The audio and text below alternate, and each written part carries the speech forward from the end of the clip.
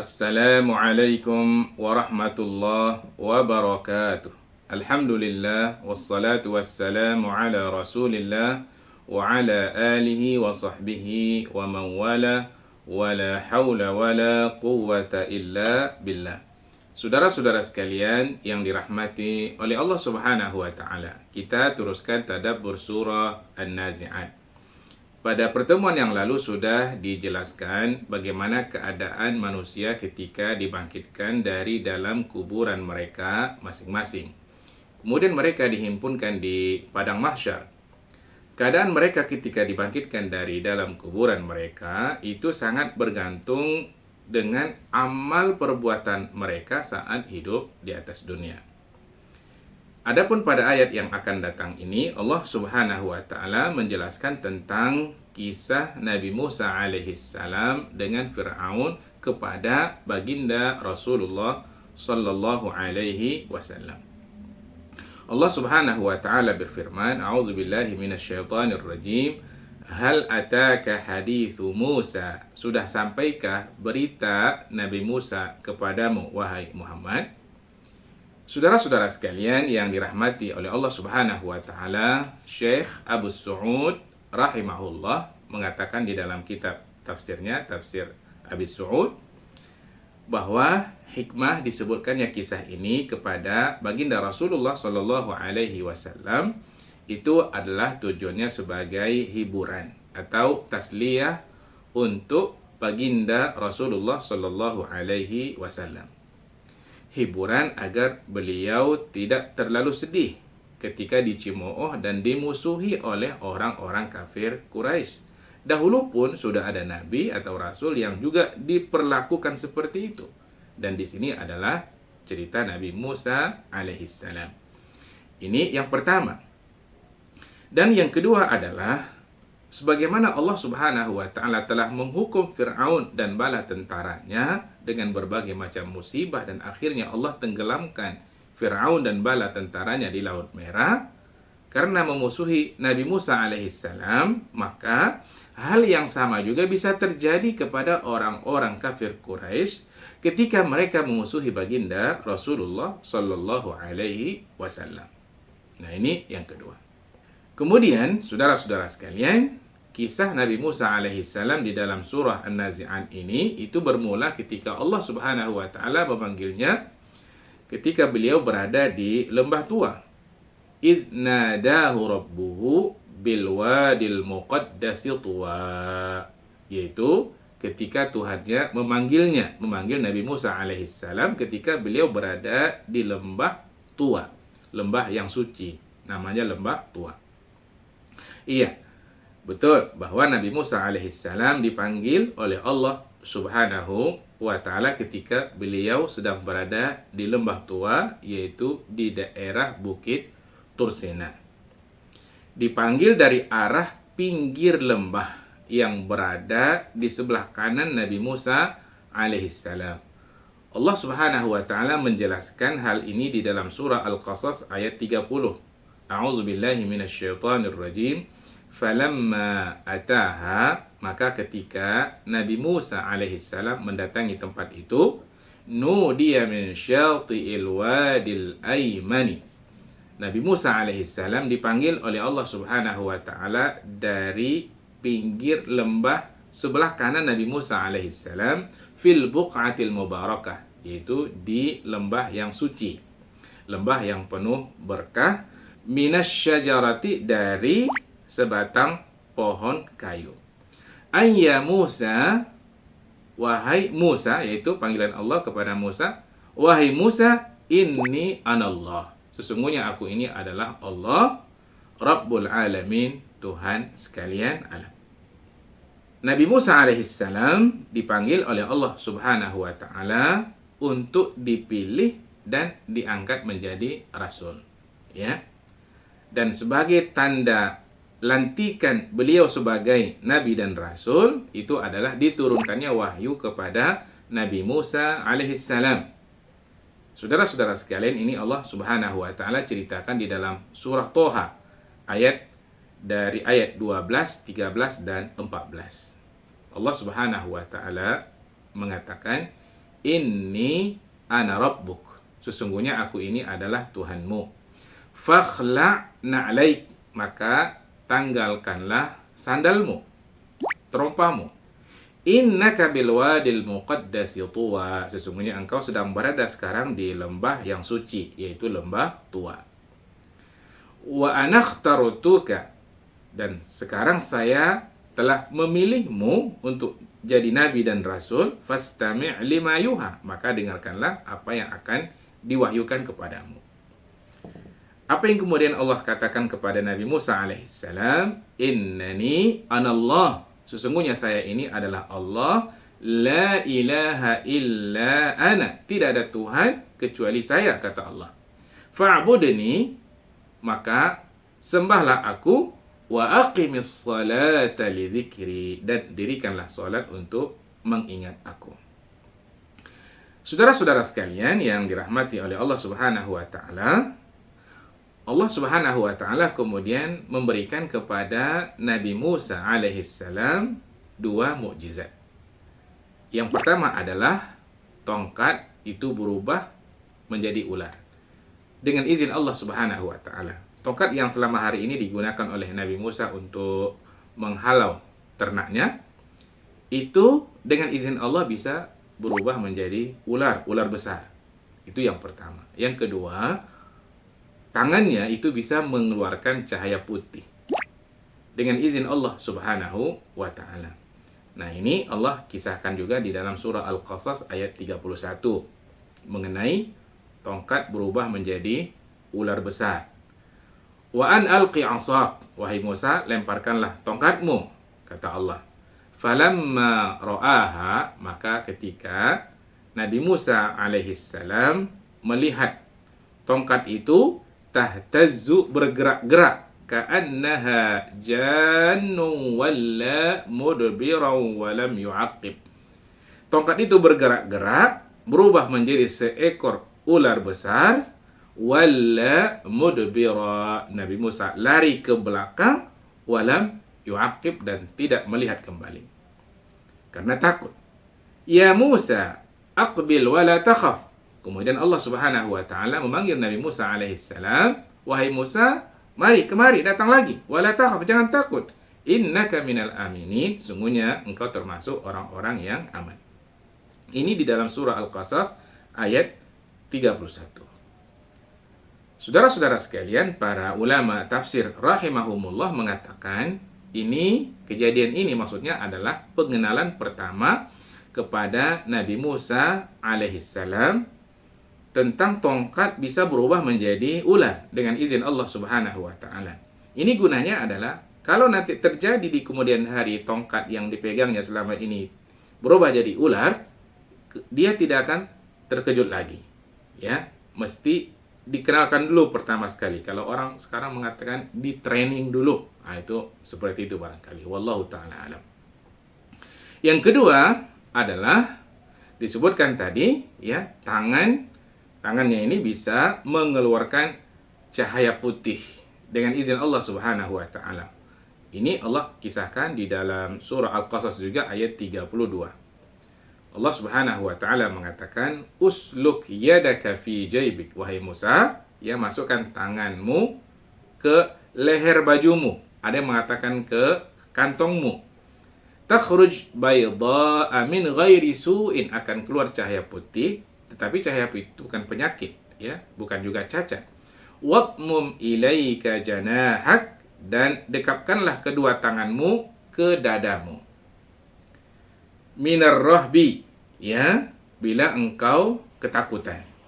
Jadi para ulama tafsir mengatakan kalau orang merasakan ketakutan itu bagus kalau dia lakukan seperti ini. Kata para ulama, itu bisa menghilangkan rasa takut.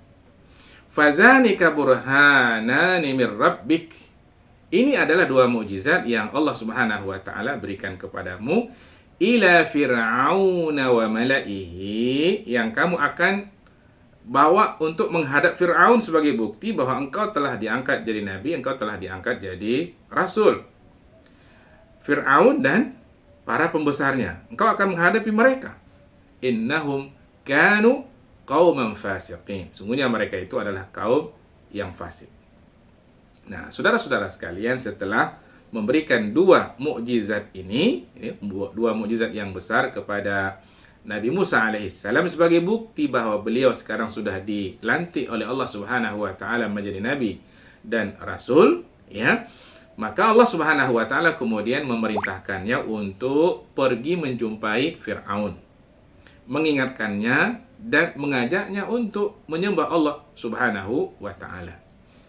Idhab ila fir'auna innahu tagha. Pergilah engkau menjumpai Firaun, ingatkan dia, ajak dia menyembah Allah Subhanahu wa taala. Kenapa? Karena sesungguhnya Firaun itu telah melampaui batas.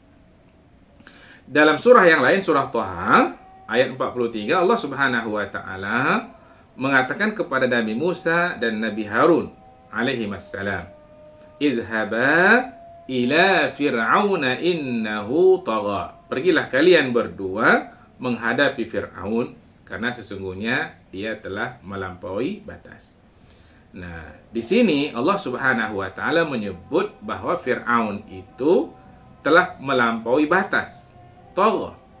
Nah, sekarang tentu kita bertanya, apa perbuatan melampaui batas yang telah dilakukan oleh Firaun? Iya. Saudara-saudara sekalian, Firaun itu sesungguhnya telah berbuat sewenang-wenang, ya, menindas kalangan Bani Israel, membunuh bayi laki-laki yang lahir dari kalangan Bani Israel, dan juga berbuat berbagai macam kerusakan di atas muka bumi ini. Allah Subhanahu wa taala menjelaskan hal itu di dalam surah Al-Qasas ayat 4. A'udzubillahi minasyaitonirrajim. Inna fir'auna 'ala fil ard. Sesungguhnya Firaun itu telah berbuat sewenang-wenang di atas muka bumi ini. Wa ja'ala ahlaha syi'a, dan telah memecah belah kaumnya. Yastat'ifu ta'ifatan minhum. Satu kaum itu menindas kaum yang lain. Yudhabbihu abna'ahum, dan Firaun ini menyembelih hidup-hidup bayi yang lahir dari kalangan Bani Israel, wa yastahyi nisa'ahum, dan membiarkan hidup bayi wanita yang lahir. Innahu kana minal mufsidin. Sungguh Firaun itu adalah termasuk orang-orang yang berbuat kerusakan di atas muka bumi. Nah, saudara-saudara sekalian, untuk mendekati Firaun ini, mendakwahinya, Allah sudah ingatkan dari awal kepada Nabi Musa alaihissalam dan juga kepada saudaranya Nabi Harun, agar nanti ketika berbicara kepada Firaun memilih kata-kata yang baik, kata-kata yang lembut, ya, agar hati Firaun ini bisa disentuh. Allah Subhanahu wa taala mengatakan kemudian, faqula lahu qawlan layyina, maka kalian katakan nanti kepada Firaun perkataan yang lemah lembut. Harapannya perkataan yang lemah lembut itu la'allahu yatadzakkaru aw yakhsha. Harapannya adalah Firaun itu tersentuh hatinya, dia ingat akan kesalahan-kesalahannya, atau kemudian yakhsha, juga muncul rasa takutnya kepada Allah Subhanahu wa taala. La'allahu yatadzakkaru aw yakhsha. Dan Allah Subhanahu wa taala mengatakan juga kepada Nabi Musa alaihissalam agar mengatakan perkataan kepada Firaun, faqul, maka katakanlah, hal laka ila an tazakka. Wahai Firaun, adakah kamu punya keinginan untuk membersihkan diri, ya, wa ahdiyaka ila rabbika fatakhsha. Aku akan membimbingmu ke jalan Tuhanmu, yang kemudian muncul rasa takutmu kepada Allah Subhanahu wa ta'ala.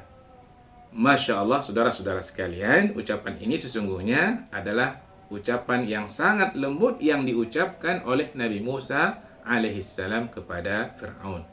Dan ucapan itu datang dalam bentuk penawaran. Adakah keinginanmu untuk memperbaiki diri, membersihkan diri, ya, dari kesalahan-kesalahanmu? Kemudian, maukah aku bimbing kamu ke jalan Tuhanmu, ya, agar kemudian muncul rasa takutmu kepada Allah Subhanahu wa ta'ala. Nah, saudara-saudara kemudian, untuk meyakinkan Fir'aun bahwa Nabi Musa ini memang seorang nabi, seorang rasul, ditunjukkanlah oleh Nabi Musa ini mukjizat yang sudah diberikan oleh Allah Subhanahu wa taala kepadanya.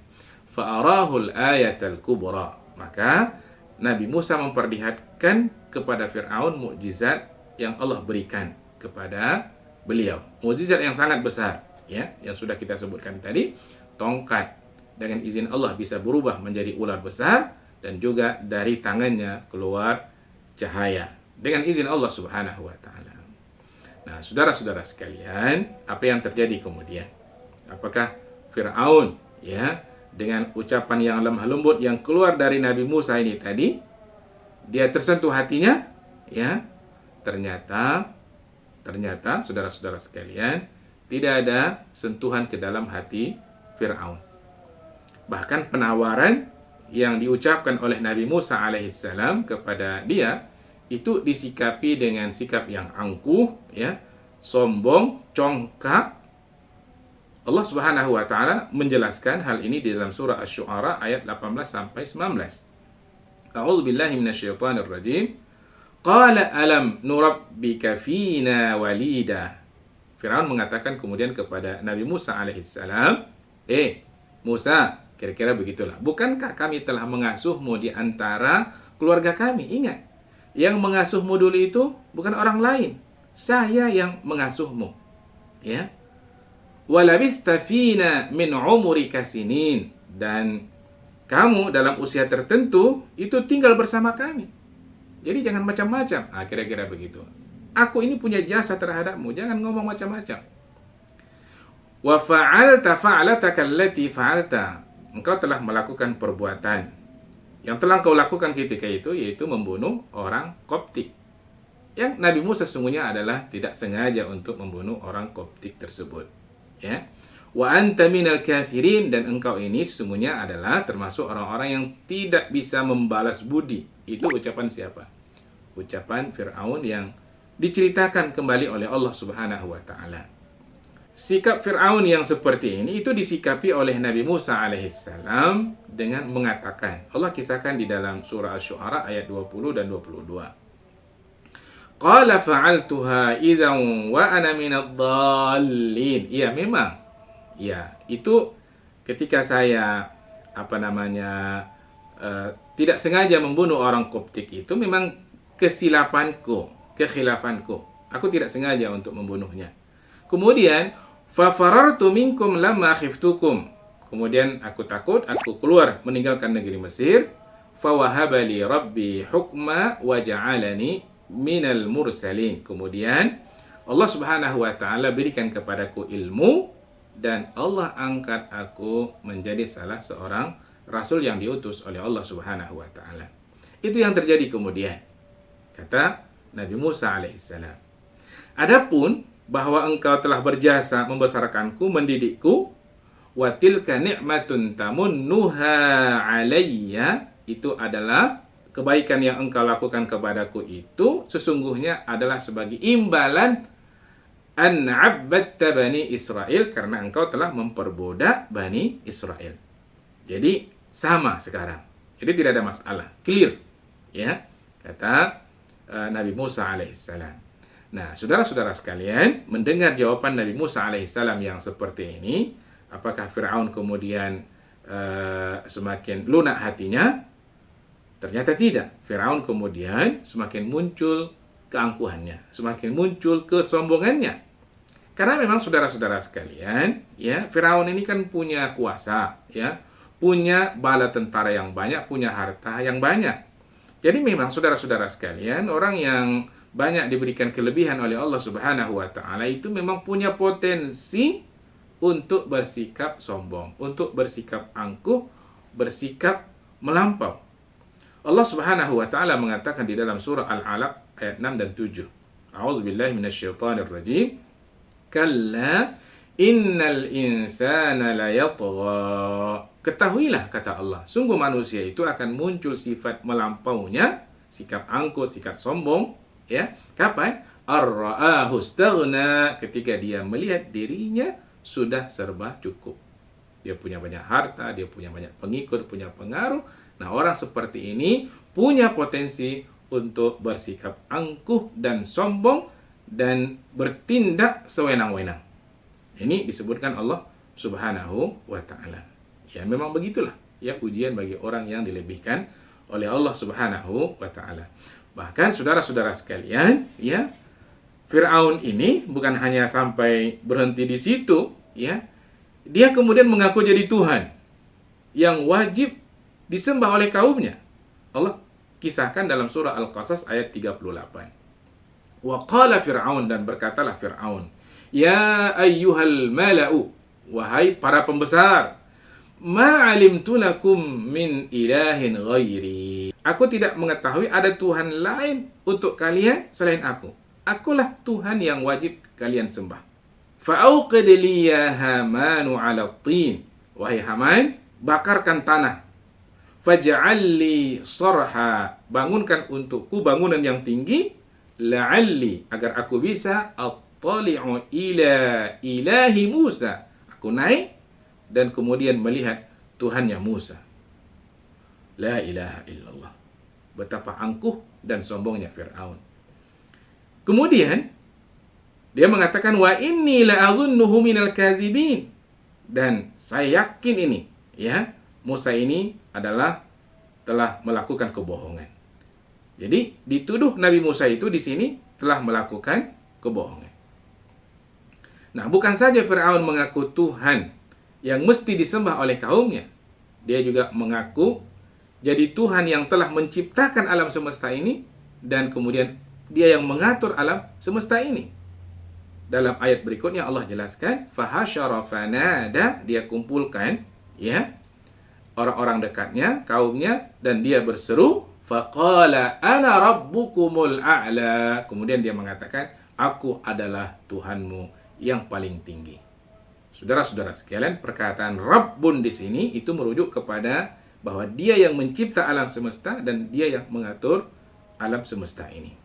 Nah, ini sesungguhnya, saudara-saudara sekalian, adalah puncak dari kesombongan dan keangkuhan Firaun. Ketika dia mengaku jadi Tuhan yang mesti disembah oleh kaumnya, dia mengaku jadi Tuhan yang telah menciptakan alam semesta ini, yang telah mengatur alam semesta ini adalah puncak dari kesombongan Firaun. Dan pada masa yang sama, mukjizat yang ditunjukkan oleh Nabi Musa alaihissalam itu dituduh sebagai sihir.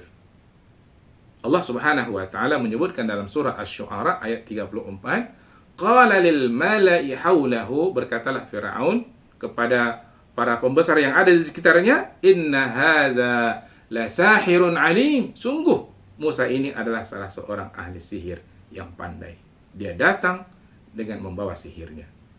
Luar biasa. Nah, saudara-saudara sekalian yang dirahmati oleh Allah Subhanahu wa taala, kedatangan Nabi Musa menghadapi Firaun ini sedikit pun ya tidak mendapatkan penghargaan dari Firaun dan kaumnya. Dia datang sebagai seorang nabi, sebagai seorang rasul, itu tidak mendapatkan penghargaan. Bukti-bukti sudah jelas bahwa Nabi Musa adalah utusan Allah Subhanahu wa taala. Nanti kita kaitkan dengan kondisi Rasulullah Shallallahu alaihi wasallam juga tidak mendapatkan penghargaan dari kaumnya. Nabi dihina, diejek. Ada kemiripan antara kisah Nabi Muhammad Shallallahu alaihi wasallam dengan kisah Nabi Musa alaihissalam. Nabi Musa jadi bahan tertawaan mereka. Falamma ja'ahum biayatina, Allah mengatakan ketika Nabi Musa datang kepada mereka menunjukkan bukti-bukti kekuasaan Allah, mukjizat-mukjizat yang telah diberikan Allah, idza hum minha yadhakun, mereka kemudian serta-merta mentertawakan Nabi Musa alaihissalam.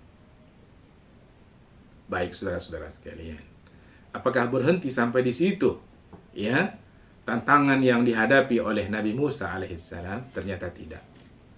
Apa yang dilakukan Firaun kemudian?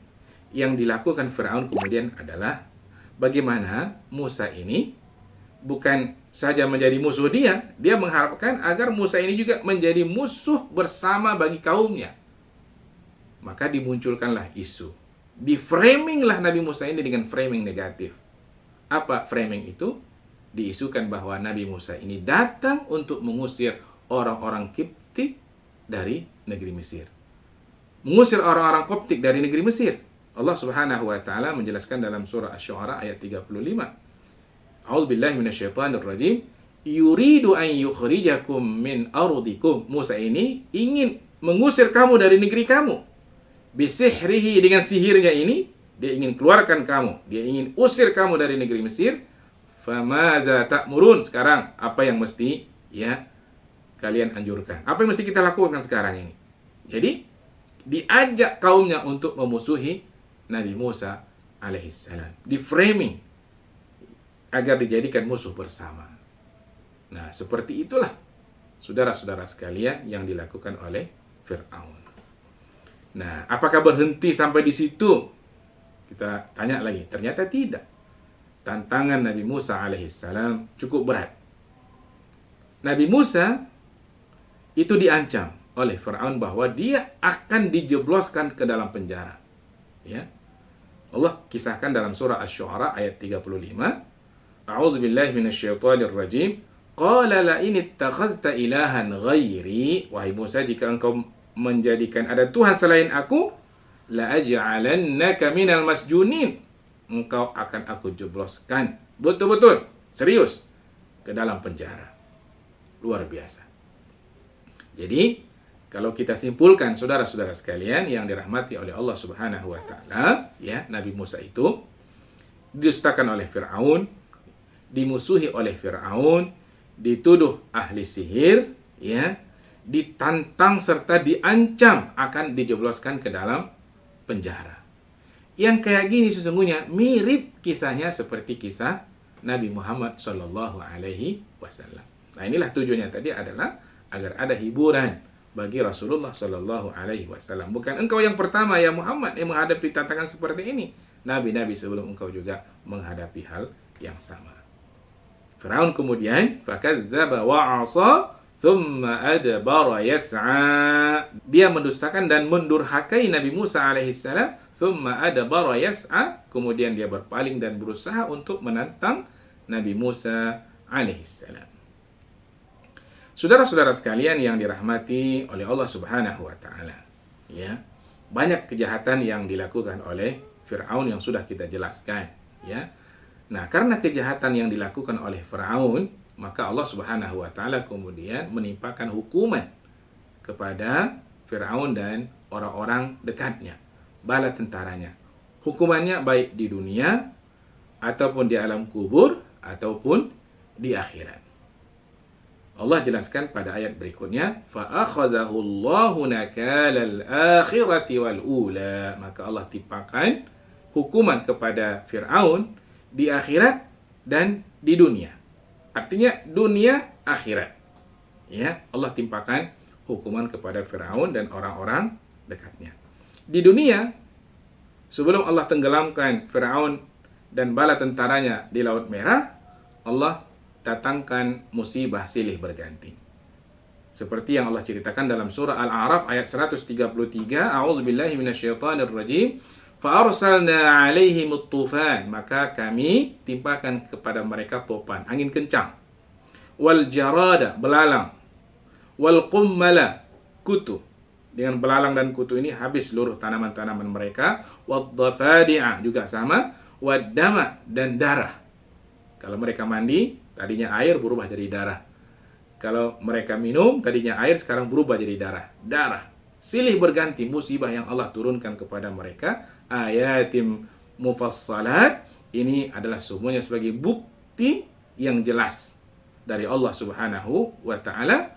Fastakbaru. Hanya masalahnya saudara-saudara sekalian, ketika turun azab, mereka jumpa kepada Nabi Musa alaihissalam, minta diangkatkan azab tersebut, dan mereka berjanji untuk bertobat kepada Allah Subhanahu wa taala. Ternyata fastakbaru, mereka kemudian sombong, angkuh. Allah turunkan lagi, diangkat lagi, sombong lagi. Diangkat lagi, sombong lagi, diangkat lagi, sombong lagi. Begitulah silih berganti. Wa kanu qauman mujrimin, dan mereka ini adalah orang-orang yang melakukan dosa. Nah, ini musibah silih berganti sebagai hukuman kepada mereka. Dan terakhir Allah matikan mereka di Laut Merah. Allah tenggelamkan Firaun dan bala tentaranya. Allah jelaskan dalam surah Yunus ayat 90 dan 91. Wajawazna bi Bani Israil al-bahra. Kami selamatkan Bani Israel melewati Laut Merah. Ketika itu kan Laut Merah telah dibelah oleh Allah Subhanahu wa taala. Fa'atba'ahum Fir'aun wa junuduhu baghyan wa 'adwa. Kemudian ya diikuti oleh Firaun dan bala tentaranya dengan tujuan untuk menganiaya dan menindas Nabi Musa dan kaumnya. Mereka menganggap laut itu masih terbelah, tidak akan bersatu, dan ketika sudah sampai di tengah laut, hatta idza adrakahul gharaqu, mereka semua tenggelam. Qala amantu. Dan ketika nyawa Fir'aun sudah sampai di tenggorokan, dia kemudian mengatakan, sekarang saya mau beriman. Annahu la ilaha illa alladhi amanat bihi banu Israel. Aku beriman bahwa tidak ada Tuhan kecuali yang telah beriman kepadanya Bani Israel. Siapa itu? Jelas Allah Subhanahu wa ta'ala. Wa ana minal muslimin. Dan sekarang saya ingin jadi orang Islam. Saudara-saudara sekalian, ini sebuah pelajaran yang sangat luar biasa yang perlu kita ambil. Lihat, Fir'aun yang pernah mengaku jadi Tuhan, yang harus disembah oleh kaumnya, mengaku jadi Tuhan yang telah menciptakan alam semesta dan dia yang mengaturnya. Coba lihat, akhir dari kehidupannya, dia ingin beriman kepada Allah Subhanahu wa ta'ala dan ingin jadi orang Islam, ingin menjadi pengikut Nabi Musa alaihissalam. Ini adalah sebuah hakikat di mana ternyata semua orang ingin jadi orang Islam, ingin jadi orang soleh, ingin jadi orang baik. Ini contoh yang paling ekstrim yang Allah sebut di dalam Al-Quran. Hanya masalahnya nyawa sudah sampai di tenggorokan. Allah Subhanahu wa ta'ala kemudian mengatakan kepada Fir'aun, al-ana, sekarangkah waktunya kamu ingin bertobat wahai Fir'aun? Wa qad 'asaita qablu wa kunta minal mufsidin. Sebelum ini engkau telah banyak melakukan maksiat. Engkau adalah termasuk orang-orang yang berbuat banyak kerusakan. Ini di dunia. Nah, sementara nanti di alam kubur dan juga di akhirat dijelaskan oleh Allah Subhanahu wa taala di dalam surah Ghafir ayat 46. A'udzu billahi minasyaitonir rajim. An-naru yu'raduna 'alaiha ghuduwan wa 'ashiyya. Api neraka itu akan dimasukkan ke dalam kuburannya pagi dan petang. Dibakar. Masih lagi ketika mereka berada di dalam kuburnya. Wa yauma taqumus saa'ah, dan ketika nanti terjadi hari kiamat, ya, dengan seluruh proses yang terjadi setelahnya, hari akhirat, adkhilu ala fir'auna asyaddal 'adzab. Allah mengatakan, masukkan Fir'aun dan orang-orang dekatnya ke dalam neraka. Dia akan ditimpakan azab yang paling dahsyat. Nah, saudara-saudara sekalian yang dirahmati oleh Allah Subhanahu wa ta'ala, kisah ini diceritakan kembali oleh Allah Subhanahu wa ta'ala untuk apa? Agar bisa diambil pelajaran ibrah bagi orang-orang yang datang setelahnya. Inna fi dzalika la'ibratan liman yakhsha. Sesungguhnya pada yang demikian itu terdapat pelajaran bagi orang-orang yang di dalam hatinya ada rasa takut kepada Allah Subhanahu wa ta'ala. Nah, saudara-saudara sekalian, ya, agar ibrah ini lebih terasa dan lebih jelas, coba lihat, ya. Allah Subhanahu wa ta'ala kemudian selamatkan jasad Fir'aun. Satu-satunya jasad manusia yang diselamatkan oleh Allah. Allah sebut secara sharih dalam Al-Quran itu adalah jasad Fir'aun. Untuk apa? Agar dijadikan pelajaran bagi orang yang datang setelahnya. Allah Subhanahu wa ta'ala menjelaskan dalam surah Yunus ayat 92. A'udzubillahi minasyaitonir rajim. Falyawma nunajjika bibadanika. Pada hari ini kata Allah kami selamatkan badanmu litakuna liman khalfaka ayah, agar ini dijadikan pelajaran bagi orang yang datang setelahmu. Wa inna katsiran minan nasi an ayatina laghafilun. Kenapa? Karena banyak dari kalangan manusia ini yang lalai terhadap tanda-tanda kekuasaan kami. Sekali lagi, saudara-saudara sekalian, gunanya adalah untuk dijadikan pelajaran. pelajaran bagi orang-orang Quraisy dan juga pelajaran bagi kita yang datang setelah mereka. Nah, saudara-saudara sekalian, alhamdulillah selesai sudah bagian ketiga dari tadabbur surah An-Nazi'at. Nah, sekarang apa kira-kira pelajaran yang bisa kita ambil dari ayat-ayat di atas? Wallahu ta'ala a'lam, mungkin di antara pelajarannya adalah pertama, jangan pernah kita mengulang kembali kesalahan yang pernah dilakukan oleh umat-umat terdahulu. Sebab kalau diulang, kita khawatir hukuman yang pernah Allah timpakan kepada mereka, kita khawatir Allah akan timpakan kepada kita. Na'udzubillah min dzalik. Dan yang kedua adalah rasa takut kepada Allah Subhanahu wa taala. Ini adalah puncak dari seluruh kebaikan. Karena itu, rasa takut ini harus senantiasa dijaga dan dipelihara dan bahkan ditingkatkan. Karena dia merupakan puncak dari segala kebaikan. Dan yang berikutnya adalah ini memberikan pelajaran kepada kita pertentangan antara al-haqqu wal batil, kebenaran dengan kebatilan. Maka karena as-sira' bainal haqq wal batil, pertentangan antara al-haq dan al-batil ini akan berterusan sampai hari kiamat, maka jadilah kita berada di pihak al-haq, orang-orang yang memperjuangkan al-haq, kebenaran, dan jangan berada pada pihak al-batil, orang-orang yang memperjuangkan kebatilan. Kenapa? Karena cepat atau lambat orang-orang yang memperjuangkan kebatilan dalam sejarahnya itu semuanya matinya dalam keadaan terhina. Na'udzubillah min dzalik.